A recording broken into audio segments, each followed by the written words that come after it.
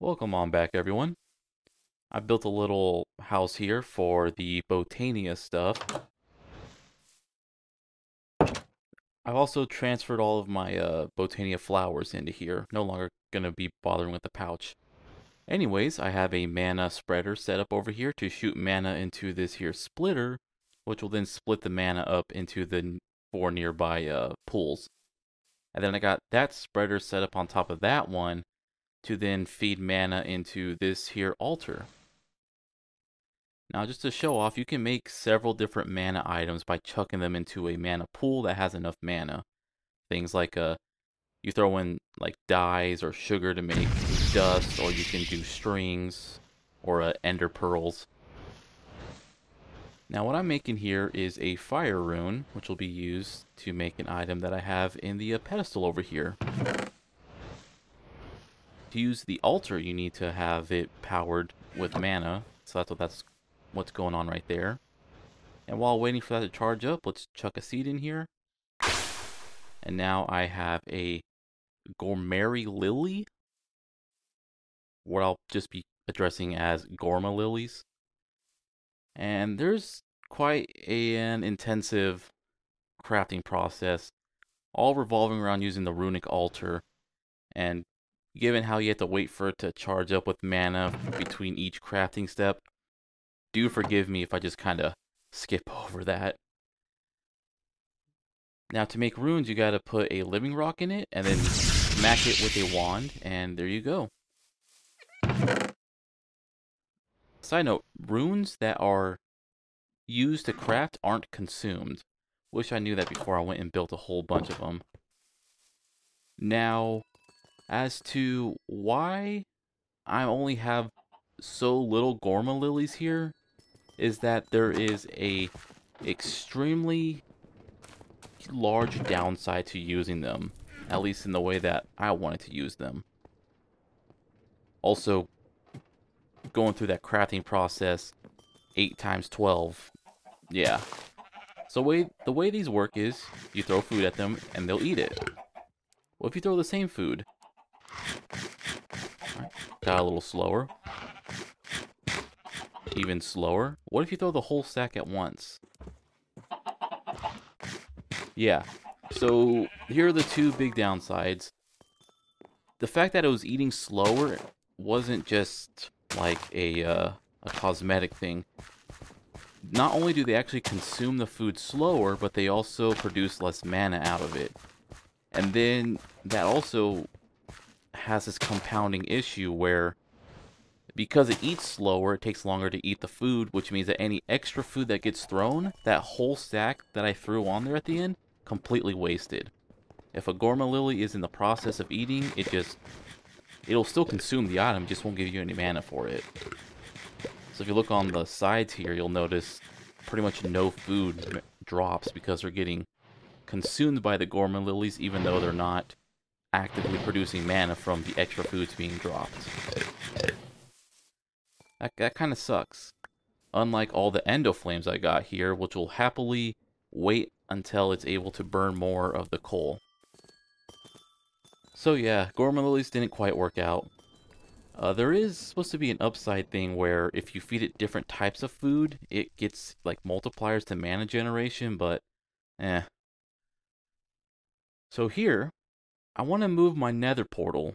And the way nether works is like a 1 to 8 or maybe a 1 to 4. Point is, you move further in the nether than you do in the overworld. So if two portals are close enough,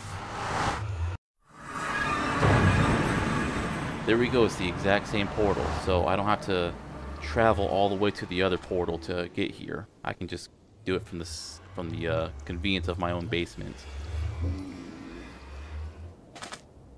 Now, as to why we are here, there are a few things I want to do. I should mention, by the way, today's video is about taking advantage of the changes I've made to my farming area, and we're going to explore the mystical agriculture and the productive bee stuff, so I can start getting other things passively generated.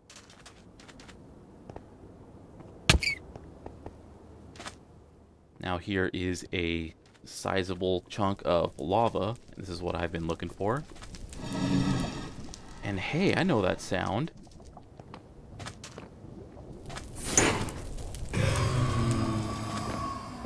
Now, isn't that nice? I finally found a blaze spawner. I'm excited about that. And this little nook here will also be useful in a second, because I've also brought with me a waystone. So this will be a little safe place for me to plop it down. Now I don't even need to go into the nether portal. But there is a thing where if you're in a different dimension, it costs 3 experience points. And when you're level 90, that's a lot of experience. Now, as to why I'm here, we're going to get some bees. Some very useful bees.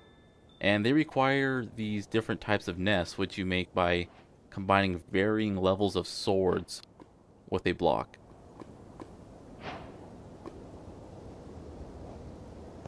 So we'll just slap these on down here.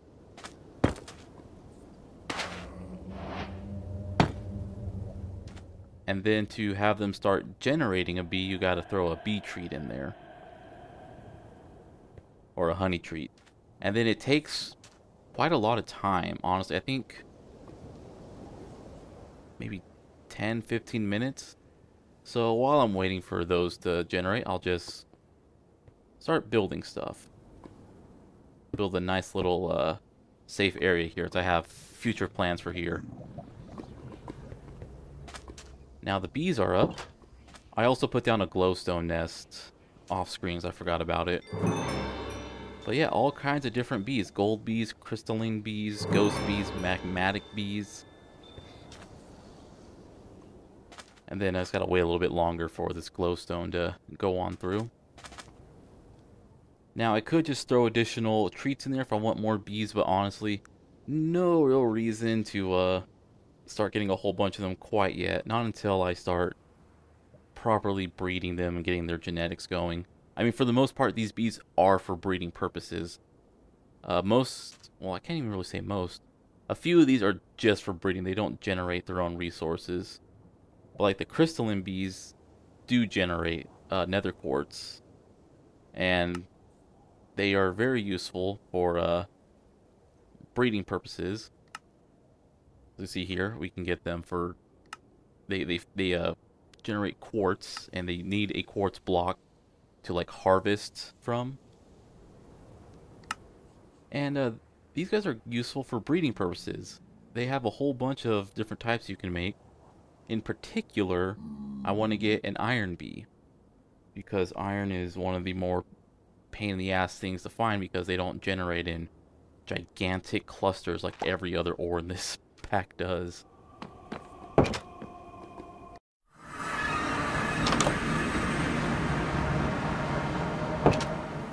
Now we're back on home. Just gonna drop these bees off, because the first thing I want to do is mystical agriculture stuff, but I can get a head start on this right now. Now, as to why I've got the bees out here on a string, you see the different stats there, and one of them is what time they're active, whether they're diurnal, nocturnal, or metaternal. And the way you make them advance up the, I guess, behavior range is that you tie them up outside to force them to be awake and out and about during the daytime, nighttime, during inclement weather. And while that happens, they lose health. And you can heal them by feeding them honey treats, or you can just use a healing spell. Now, next up, to get into the mystical agriculture stuff, we need to make these prosperity shards. Now, these can't be processed, like they can't be squeezed through the mechanical squeezer, and you can't really do anything to get more ores out of them. Like, I mean, I guess you can use the element craft stuff, but you only get two out of it. I've found this here book with a Fortune 3 enchant on it, and I've went and made myself an obsidian pickaxe. So go ahead and use that.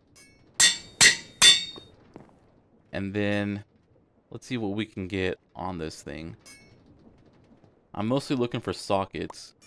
And just to explain, the luck stat apparently doesn't affect fortune. It affects the chance of mob drops or what you can find in a chest. Then I've got this here flawless gem of the earth. We can upgrade it one more time to make a perfect gem, but you apparently need a summon Cthulhu or something. I don't know what's up with that last material. But that'll give you 4 extra levels to fortune. But I also need a second flawless gem. So, you know what? Let's just go with what I got. An extra 3 levels to fortune. Not too bad. So now my pick effectively has fortune 6 on it. God, only 4? Come on. I can get more than that. There we go. An extra 6. But alright then. Let's just go with what we got for now. I'll worry about harvesting the rest later. But before heading to my next area, let's just look at the bees one last time. I got a whole bunch of them to Metaternal, so they'll be good in producing stuff all day and all night. Next up, I need to change their weather patterns, because normally bees, even indoors, won't harvest when it's raining. And once again, to get them to get used to rain, you tie them up outside during the rain and just have them deal with it. So I'm doing a ritual of cloud shaping, which if you enhance it with some gunpowder and wait a little bit, it starts raining. And once again, same thing applies. They'll take damage over time, so make sure to stop by every now and then and heal them back up. Now, finally, let's get into mystical agriculture. I got my chest here that's been collecting all the seeds and essences that's been getting harvested pretty much all game. And I just want to keyword, I'm pretty sure like episode 1 or 2 I've had these things growing and being harvested.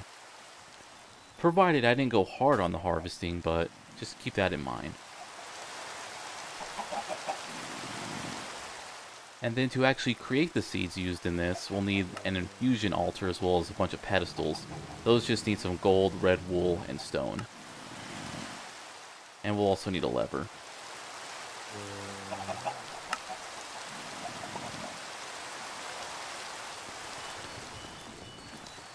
When you place the altar, it will have blueprints for things you need to set up for the pedestals. I thought you needed 6, but you actually need 8. Whoops.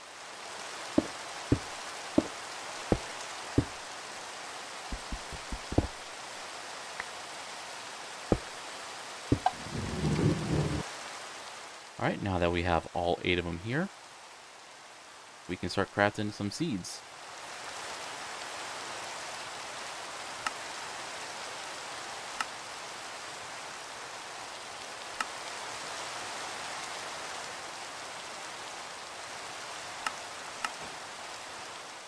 And what we really need to do...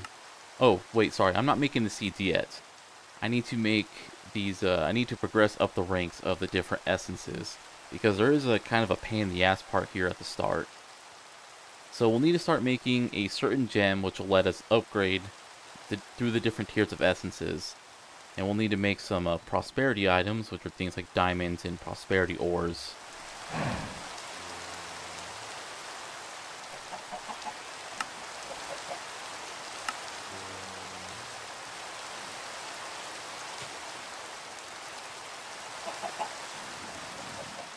Ugh, okay. Need to make a run for some extra inferium. But here we go. And then... So we have an inferium infusion crystal. And then we can use those to convert inferium into supremium. Or, I'm sorry, prudentium. Supremium's way later. And then to upgrade from that to the next tier, we will need to make an infusion crystal of that tier as well. And you would pretty much do this all the way up to rank 6. So there we go. Now let's just throw all the inferium I got into getting as much prudentium as I can get.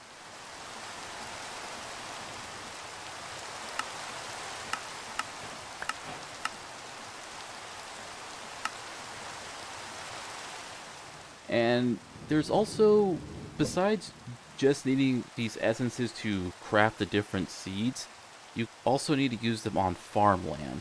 And obviously you'll need to have the correct tier on the correct farmland. So tier 2 can only grow on tier 2 farmland. You can use higher tiered farmland though. But it seems that they're, as far as I can tell, it's not the greatest idea because there's a chance for items to drop their seeds, and they won't drop their seeds if they're not on the exact farmland. If you plant them on a higher farmland, it drops to like 1% chance instead of an 11% chance. So yeah, I've gone on through, and I've made all the way up to, crap, what's tier 3 called? Oh, let's not worry about that. The orange tier, let's say that. Now let's make a seed. You throw 4 of the proper tier essence, 4 of the material the seed is made out of, and then throw down a prosperity seed base, which requires prosperity ore and wheat seeds. And then you gotta put down that lever and power it.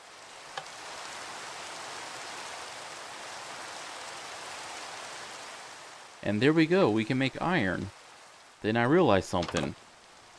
I don't actually want to grow iron. I want to get my iron in a different way. Whoops. But yeah, you can see secondary chance 11%. If I put that on a tier 4 or higher, it would drop down to 1% for some reason. With the, strangely enough though, with Inferium, if you grow them on higher tier things, the secondary chance drops, but they'll generate more Inferium per harvest. Anyways, I went on ahead and made redstone seeds because I desperately need redstone. I'm like constantly low on it. Now I've gone through the process of generating enough stuff to make Insanium, and I actually almost didn't have enough to make this, the Master Infusion Crystal. So now I can convert any tier an infinite number of times. Did I mention that these infusion crystals have limited uses? So yeah, first thing I wanted to go for was that Master Crystal. That way I don't have to deal with, without having to carry 5 different types of crystals and then also having to worry about the durability. And what I ended up having to do to get the last bit of Inferium was I had to make that seed reprocessor, which will turn seeds into its essence. So here I'm kind of doing the same thing as I did last video with my seeds, where I'll have one chest that holds a backup of seeds, and then another chest that'll process the seeds. So once I get a full stack of seeds, which honestly probably will never happen, it'll then all go into the reprocessor to turn to extra essences.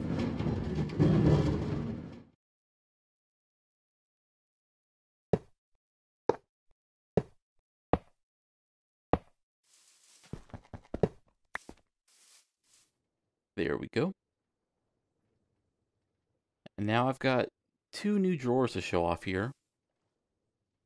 This whole time we've had access to 2x2 drawers, which will let us put 4 items in one drawer. And then we got the Ender drawer here, which, as you can probably guess, lets you access or store its contents across, the same chest across different locations. And then we're going to want to connect everything here. Namely, I'll want to make sure that the essences from the seed reprocessor will go back into the other chest, which will then store its stuff into the nearby drawers. Then we'll need to make sure nothing goes inside of this chest. There we go. As we can see, all the essences are now going into there, and they are now going to be going into here. At least the Inferium. When the mod pack says it's never too early to start gathering Inferium, that wasn't a suggestion. Because, again, I almost didn't have enough to make the Master Infusion Crystal.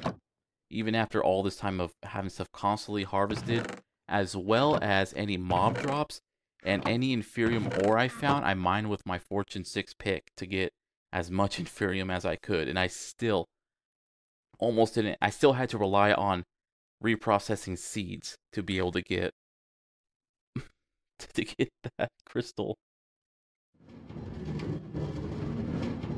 Alright, now for Ender Drawer linking, what you gotta do is right click on it, and then shift, or no, left click on it, then shift right click on another drawer to share the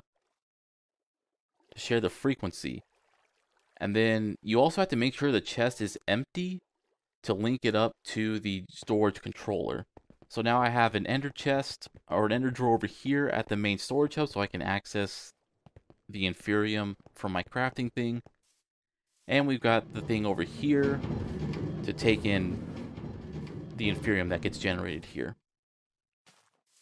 And this will also mean that my mob farm can also generate extra Inferium whenever I have it running, because mobs drop Inferium when they die in that.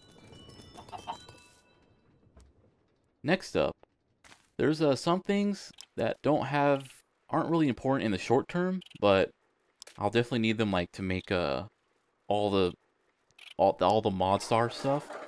God, I apologize for all my stuttering. Now, what you gotta do is make four different types of elements, and to make the seed of those elements. And the essences for those elements are kind of useful in the sense that you can, like, combine them with a bucket to make a bucket of water. But besides that, they're pretty much used for the different equipment that Mystical Agriculture has, like awakened armor and weaponry, which I guess can be powerful, but I'm gonna stick with the magical robes, okay?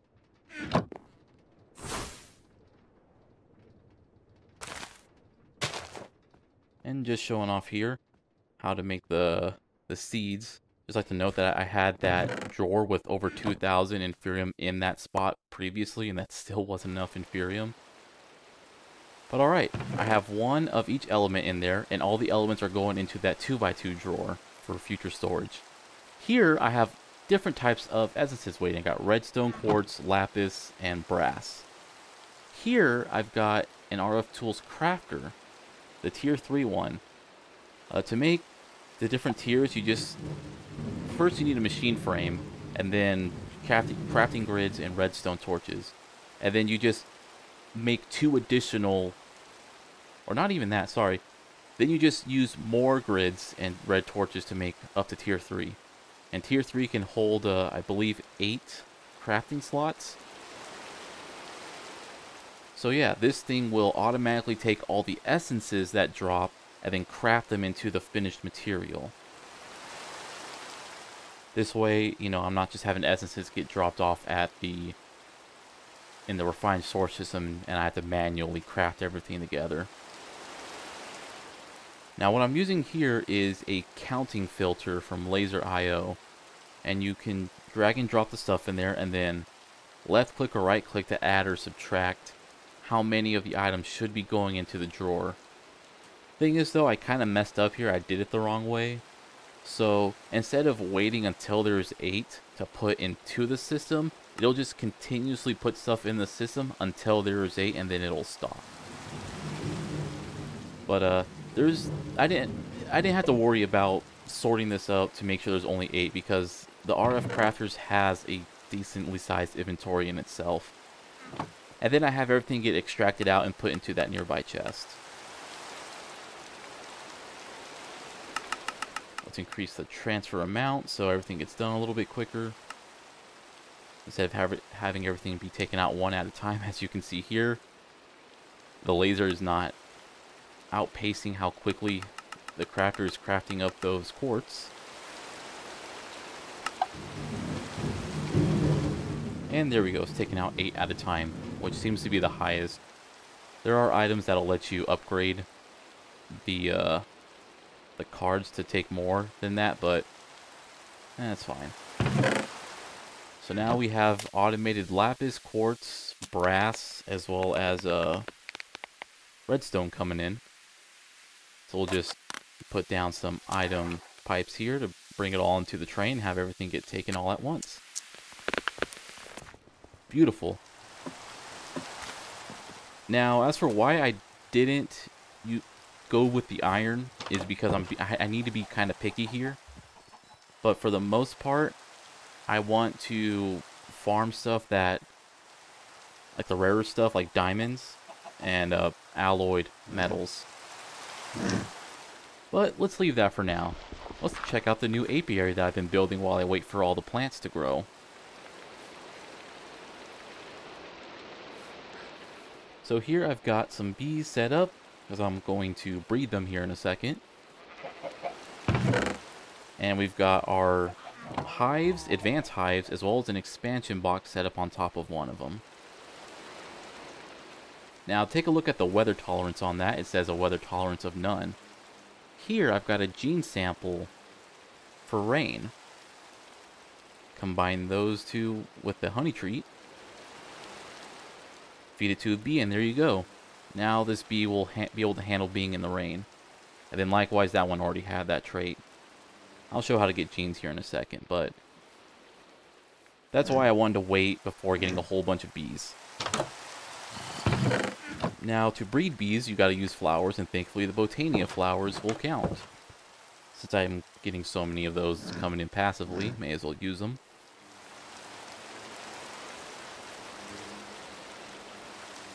There is a bee breeding block, but it uses power, so I'm not dealing with that right now. But here we go, we got a baby bee, and it also has the traits of the parent.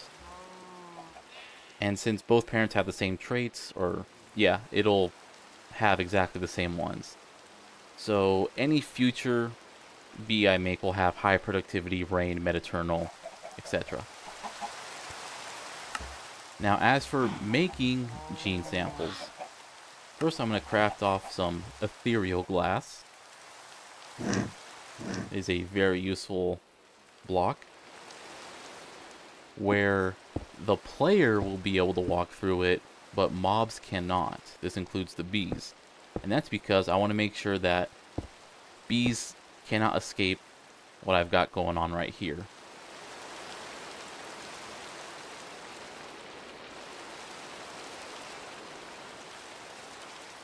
Just let this guy out. Oh. Let's try this again. Okay, so I need to have at least one block of space.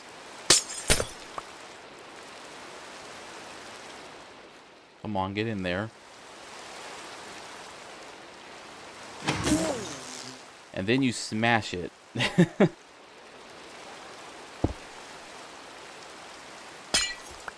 just need to rejigger this a bit.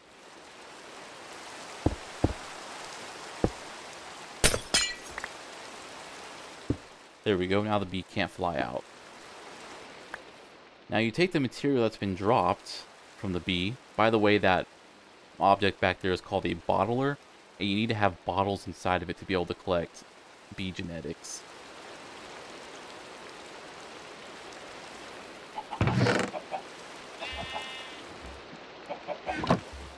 So while we wait on that,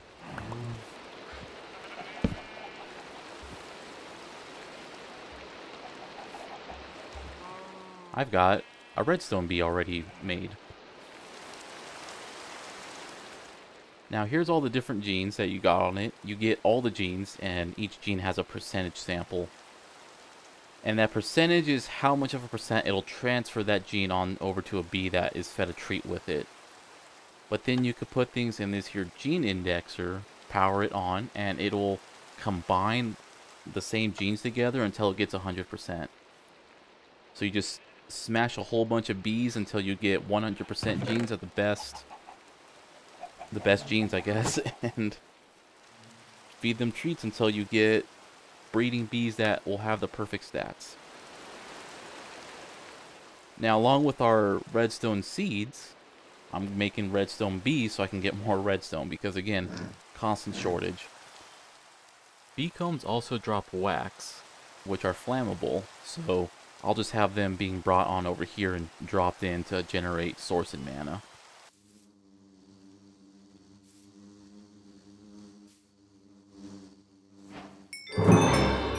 Now, breeding a ash bee and a crystalline bee will make an iron bee. And I incorrectly assume that baby bees don't produce. They actually do. So that's why I tether them until they become adults, then I let them into the hive.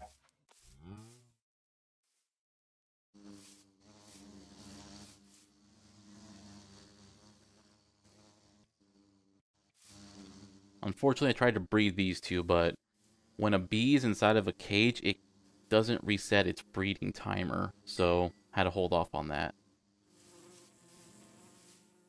And to make a redstone bee, you have to combine... Oh my god, I forgot. Coming in post to say it is a glowing bee and a chocolate mining bee. But then what's strange is you don't have to breed bees that exact same way to get more. As we saw here, I bred the redstone bee with this blue band bee and got another redstone bee. So that's pretty useful. You can, have extra bees on standby to like exponentially increase your growth rate. And like I said, bees need a certain block to flower. So the red bee was on the redstone block. That's how it generates its resource. And then you can upgrade your bee hives, but you need to have the bee expansion on top of it to be able to do that. Here I've got a filter, and you just right click on the bee you want, and it'll filter it so only that bee can go into that hive. That way you can just, have your hive set to certain bee types.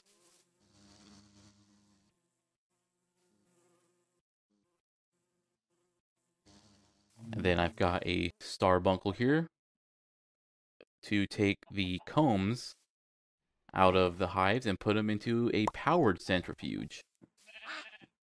Obviously, this has the bonus of being quicker. And then I have a dimensional tank here to take the honey and drop it off into the refined storage. And then, of course, I got a dimensional chest here to drop everything off back to the train station. So yeah, not bad at all. Just need to breed different types, find different types, give them the best genes, and constantly passive resources.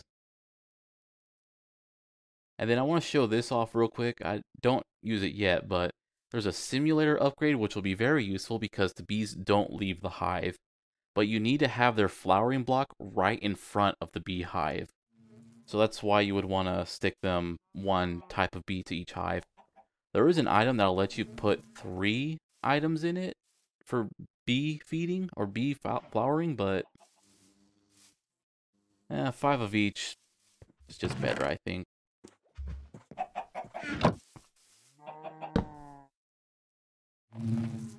And then I want to set this one up to have the iron bee. And tell the starbuncle to take from this.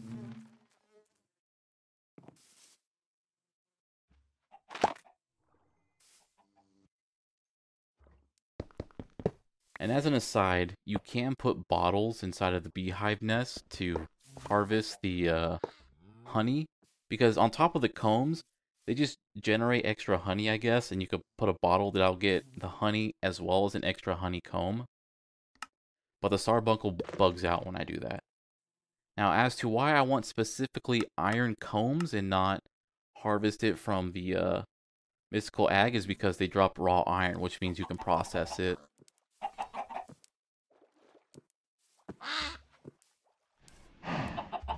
Now, for genes, you can change the weather and how active they are during the day.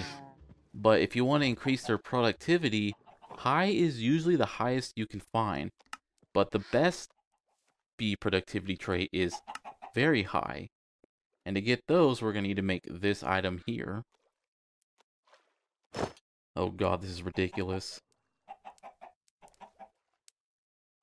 And what this does is it has a chance to summon a kamikaze bee every time you get hurt.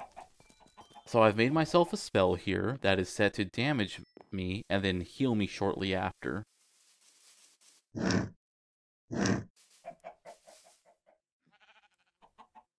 Alright, let's do this thing.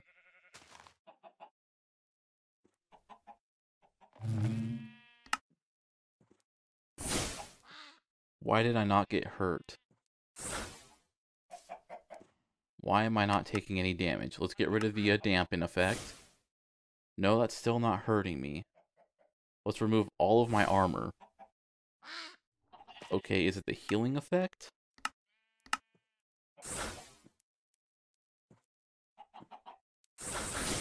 Alright, what if I just stack a whole bunch of harm and amplify it? No, for whatever reason, I can't seem to hurt myself. So let's just head over to the mob tower and let this guy wail on me. And yeah, the real fun part is trying to capture those little itty bitty bees before they sting the target, because they'll die right after that.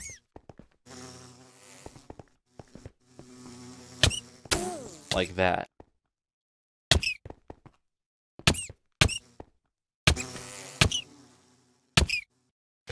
Alright, let's put him away while I try and find that bee. So yeah, I just let this guy beat my ass for like half an hour and farm up a whole bunch of kamikaze bees. And back on the apiary, I have a thunderstorm going on. To do that, use a lapis block to augment it. And just let that bee, you know, deal with the rain. Because yes, rain and thunderstorms are two different types of weather condition. And as we can see here, I now have very high productivity, any weather tolerance, and they'll be awake day and night. But why stop there? To get the best endurance, which is strong, you breed a sweat bee and a magmatic bee together, and they make an obsidian bee. And obsidian bees will always be born with the strong endurance trait. And then to work on temper, you can just feed a bee a honey tree over and over, and it'll eventually go down to passive temper. And then if you breed a redstone bee with a blue band bee, or is that a neon cuckoo bee? I think it's blue band. You get lapis bees. And now we have the perfect bee. Very high productivity, any weather condition, awake day and night, strong endurance, and completely passive. So yeah, not too bad. I now got all kinds of genes, so for the rest of my other bees that I haven't upgraded yet, I can just start feeding them the treats. Also, some villagers really want to come in. I noticed they can't open this door though, which is kind of funny. Well, later everyone.